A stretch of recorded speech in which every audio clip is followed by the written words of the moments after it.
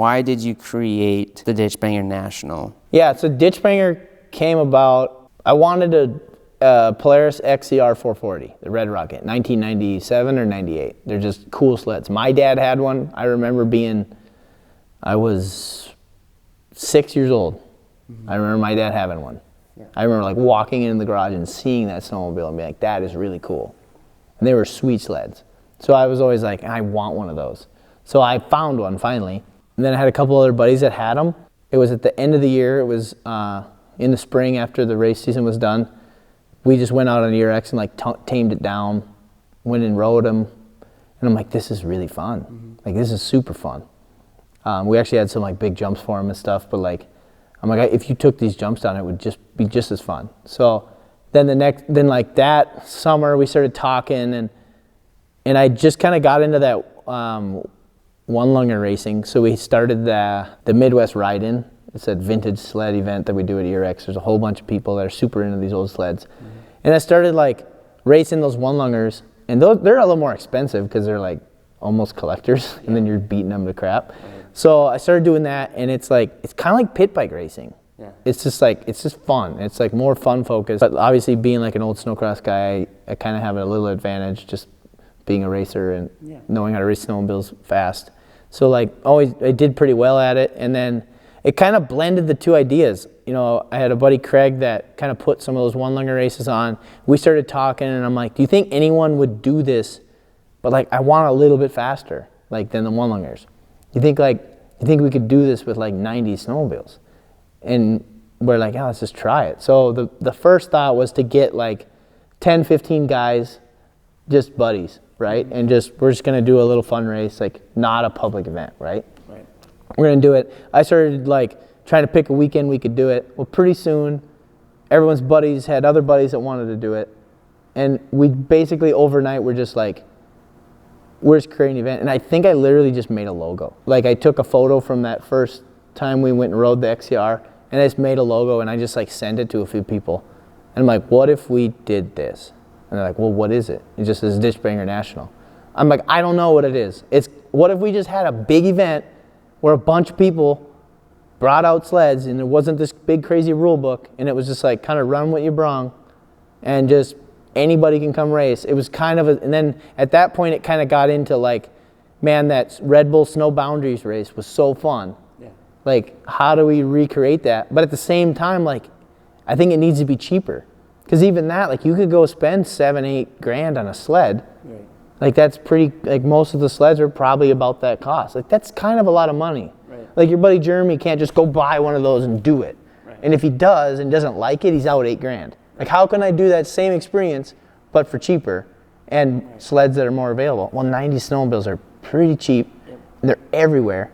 Mm-hmm. And it was like the heyday of snowmobiling. They made more snowmobiles in the 90s than they made ever. Right. And like, there's a bunch of parts around, especially in like Minnesota, Wisconsin, Michigan. Like, you can find them everywhere. Yeah. So it was just like, it just was, the first year was a trial. It was just like, how do we do this and not lose money was the name of the game.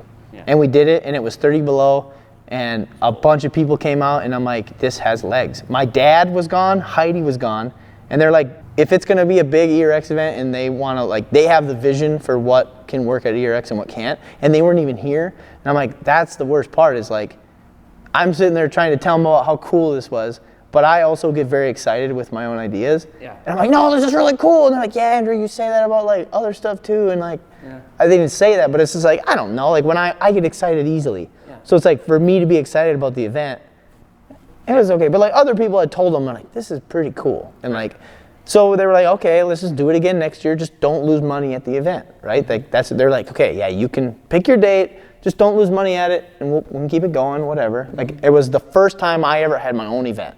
Right. That like I did everything on it. Like, it was my deal. Yep. And I'm like, I wanted to do it. And then the second year we did it, and like they both were there, and I started getting, like, the first year I brought in like a bunch of the Nitro Circus guys and like Ryan Sipes, and tried to get some like bigger names in it that could help me like get the word out. And we like blew up the internet with the thing the first year. And then the second year it was just like, get the date out so people know, and just like, all the work we did the first year will kind of take care of itself the second year.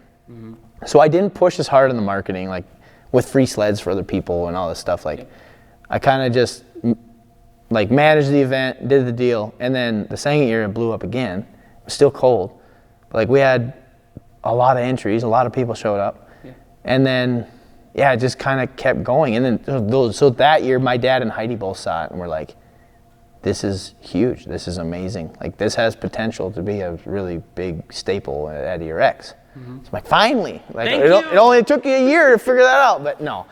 So they're like, yeah, like we're here loud and clear. So now this year, like Heidi was a lot more involved, and I didn't have to do it all myself as much. But and after 2 years of doing it, we kind of got like, we know class size and track layout, and like kind of we're in the flow of it. So now this year, there's talks about maybe doing 2 or 3 of them. So we'll see. I don't want to like burn out the flame or like try to, you know, I don't want to go in too deep. And at the same time, it's a different market. It's not like snowcross where these guys want to go racing every weekend. Right. I mean, they maybe do, but they maybe don't. Like, I don't want to take the 250 guys we have and just divide it into 2 and just have 2 races with it. So it's cool. Like Levi's got that Tri-5 event.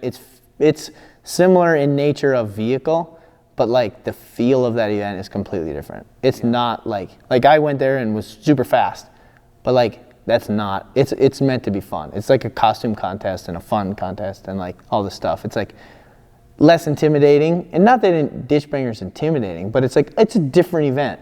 But I think at the same time, it's like, we're both on the same route of like, these sleds are fun, just go get one and do it. Like it's not about, are you a pro racer or are you this or that? Like it's not a show of like who's got the sickest sled at all. It's like go have fun and go ride your snowmobile and like go push your limits and just do fun stuff and like be miserable for a few minutes and then laugh about it afterwards.